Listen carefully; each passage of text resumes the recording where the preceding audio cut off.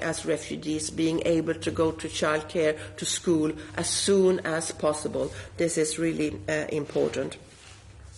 The Commission will present a communication on Wednesday on the different rights that are linked to the Temporary Protection Directive and how this can come into reality in the different member states. And the Temporary Protection Directive has been activated for the first time ever. And I must say that the Ministers of Interior in the Council, the Justice and Home Affairs Council, really acted in a very, very strong unity and urgency to activate this Temporary Protection Directive that has never ever been used, even though it's been existing for 20 years. And we took that decision unanimously among ministers, and I think that was a really, really strong message of the unity. And now we have to make this temporary protection come into life in different member states. I also, when I am here, I had the opportunity to visit my agency EULISA headquarters here in Tallinn. They are doing a great work when it comes to the protection our borders, to make our external border system the most modern one in the world, actually, and this is what they are working on. And I'm also looking forward to go to Narva in a few hours to also visit the external borders, the most eastern part of EU external borders, and to have the opportunity to meet both with the Prime Minister and the Minister of Interior to have in-depth discussions with them on this topic. Thank you. I wanted to ask about the surrogates, because the practice of surrogacy in Ukraine was kind of dubious according to European standards anyway. But now those women are arriving to Europe, and for example, according to Estonian law, if this woman handed over, pregnant with somebody else's child, handed over this child to another couple, she was a human trafficker as well. Are there any ideas of finding the solution for this quite extraordinary and, a bit shady issue? Well, I have to work together also with other commissioners in this aspect on the legal basis, but I think the most important right now is to rescue the children and to make sure that they will be protected and to be taken care of in an orderly way. I'm pretty worried about the situation where these orphanages can be where the staff can leave because of the dangerous situation, or the children can be actually victims of bombings or things like that. I know that evacuation is going on, and that is where I work very close with my colleague, Commissioner Janusz Lenarchis, who is responsible for the humanitarian aid and the corridor out of Ukraine. Oh, you're still on television. You talk about the huge risk of human trafficking, and such risk can only be avoided if the situation is being managed. If the countries bordering Ukraine are overrun by refugees, it is very hard to manage the situation overall. Among other things, human trafficking risks. So is there a plan how to redistribute this very awful word if it comes to human tragedy, but still, is there any plan how to redistribute those refugees among many countries, even though they don't border Ukraine directly? And second question is, if there is such a plan, when will it start? How to help these countries that actually border Ukraine and are under pressure of refugee influx right now? Many questions, and they are good ones. First, it's important to avoid or to be able to trace people that are arriving in the European Union. Registration is key. and member states are doing the registration, but I have to admit that our EU-wide registration system like the Eurodac, that is meant for migration, is not really applicable at this time because they are not irregularly arriving and they are not asylum seekers. Because most of them are coming visa-free traveling. So that means that member states are now setting up their national registration, and the task now for me is to make sure that we have a European-wise registration that can be linked to each other. And this is important for the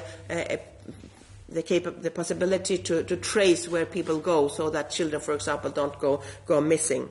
We have a solidarity platform that have connections on a daily basis, more or less, but a week, physically twice a week, where member states together with agencies come together and share information. The information they share is, for example, we are ready to receive more people in this area. We have reception capacities available here and here, so that we can direct and redirect people to areas where they can be properly received in a good way.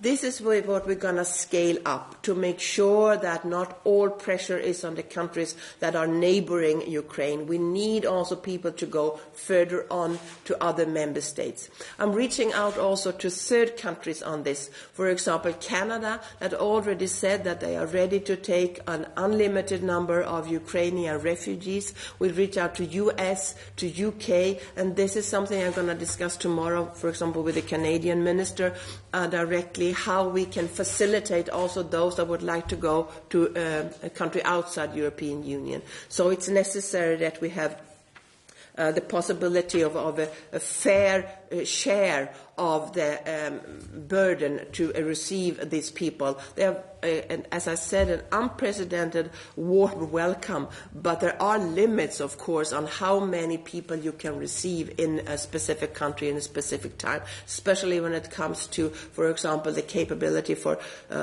children to go to school, to childcare and so on. And yes, of course, we need funding, we need practical support, and this is also something that is being discussed in this solidarity platform, more or less on a daily basis, what kind of support that is needed to the countries most affected.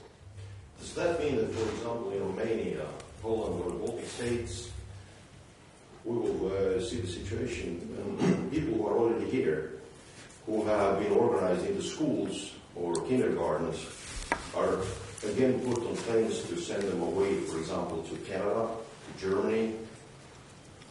Well, I must say that I don't think that forcing people to go somewhere else is not a good solution, but we should try to use the information to help people to take the right decision. And also there's a lot of transporting companies in the European Union that are offering free transportations for all Ukrainian refugees, so that people will be able to go to different member states to help in this situation. We have a special situation with Moldova, that is a small poor country, and they have received already more than 300,000 refugees from Ukraine. And more than 100,000 of those are still in Moldova, and there we also have some pledges from member states that are doing the resettlement from Moldova to their country, their own country, of the Ukrainian refugees.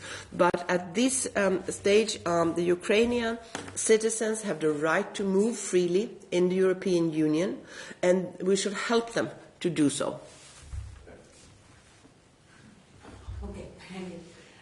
As we see, as you also mentioned, that not many Ukrainians ask for asylum, and many of them actually seem to be eager to return home as soon as possible, which we don't know when it will be possible, and they want to be ready to return to Ukrainian society. Have there been any ideas of facilitating, for example, Ukrainian school system all over Europe, so that they could keep their children as Ukrainian as possible? Yes, first, the reason why very few are applying for asylum is partly because we have activated the Temporary Protection Directive, so it's not necessary. Most of them have the right to stay for 90 days on their Ukrainian passports, and then if you apply for Temporary Protection Directive, you can stay for 1 year, and that could also be prolonged, and so it's not necessary to apply for asylum, and that's actually the reason to use it, because it's a much quicker procedure than the asylum procedure. But you are right. Most of the Ukrainian refugees I have been speaking to, and when I talk to volunteers, they say the same, that most people would like to go back as quick as possible. But it's necessary, not at least for children, to have some normality and not trying to go, start going to school, to childcare, to some kind of normal life, even though, of course, it's difficult in these times. So I think it's important to prepare for staying for a while. We don't know how long the war will continue. We don't know how quick it will be for people to go back afterwards either, because actually Putin Kremlin are destroying a lot right now in Ukraine. But to your concrete question, yes, we are working on that. So we are setting up, for example, on remotely, so that Ukrainian teachers can teach online, so that can be used by schools all over the European Union, even if they don't have Ukrainian teachers right there. We are also looking into to provide Ukrainian books, school books, things like that, so help the member states that could have both maybe a combination of the Ukrainian schooling and some of the schools, normal school that is already ongoing in each member state. You mentioned that registration of Ukrainian refugees is important, but at the same time, at least by the end of last week, Estonia was one of the few countries that was actually separate registering people who are intended to stay there and who are in transit. Do we actually know how many people are still in Poland, for example, because Ukrainians are able to move freely? We are talking about 2 million, but are 2 million really still in Poland, or is it just a number that entered Poland and some of them are already somewhere in Western Europe or Northern Europe? And what is the question? The question is how well do we know how are the Ukrainians moving across Europe, because there is no good registration procedure? No, we don't know that well enough. And I think part of that, I'm sending a delegation from my service to the most affected member states. And what they tell us is that they all do the registration, but it's no central hub for this registration. So we might need to set up a system to connect the different kind of registration to be able to have a better picture. So yes, that's one of the vulnerabilities.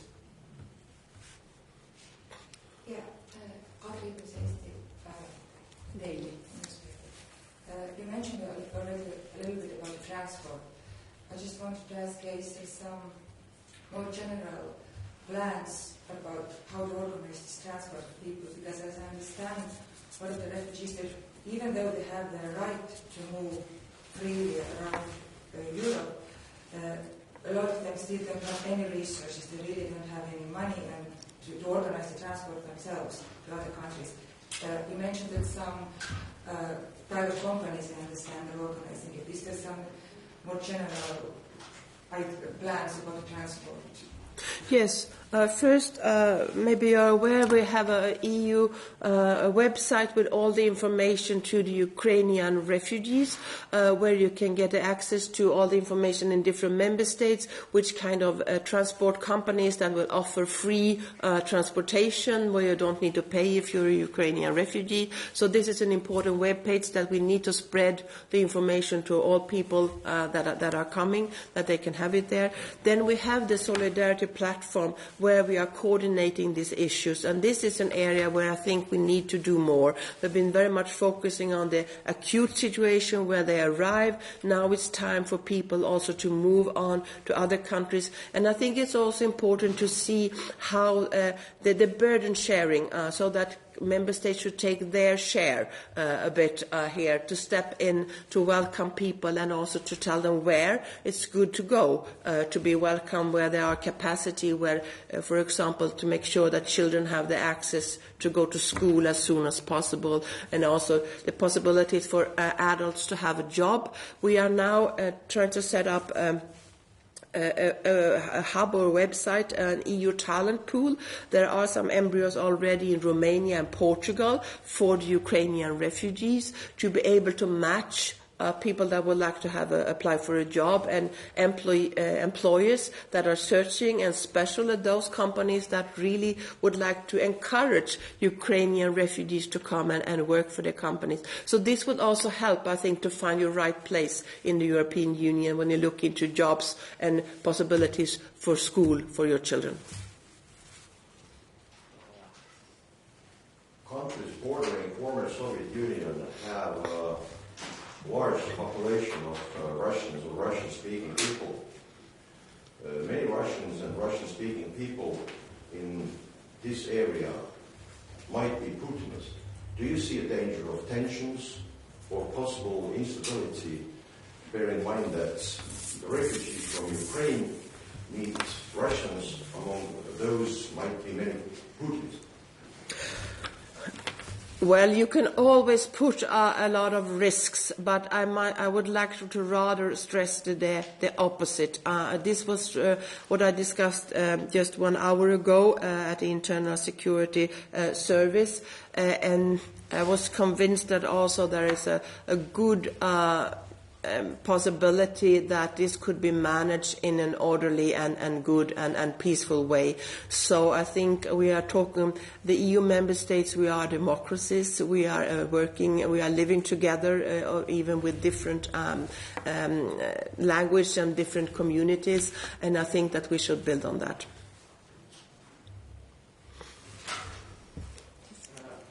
So far, 3.3 million Ukrainians have come to Europe, but is there an estimate at EU level how many more are yet to come in the coming weeks?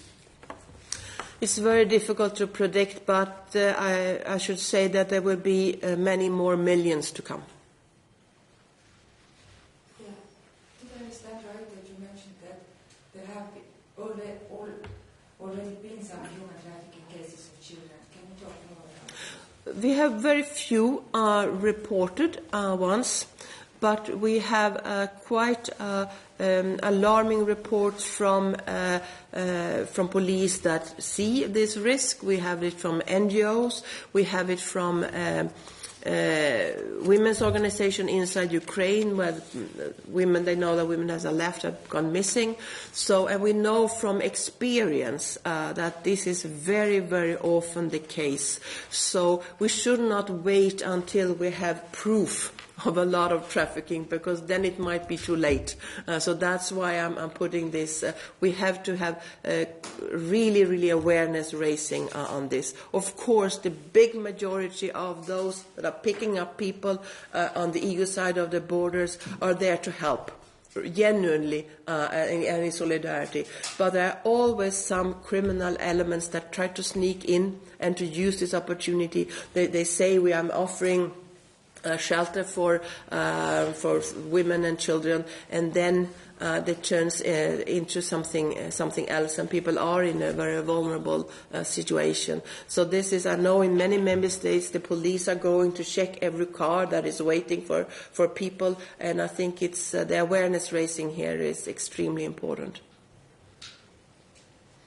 Okay. Thank you very much. Thank you.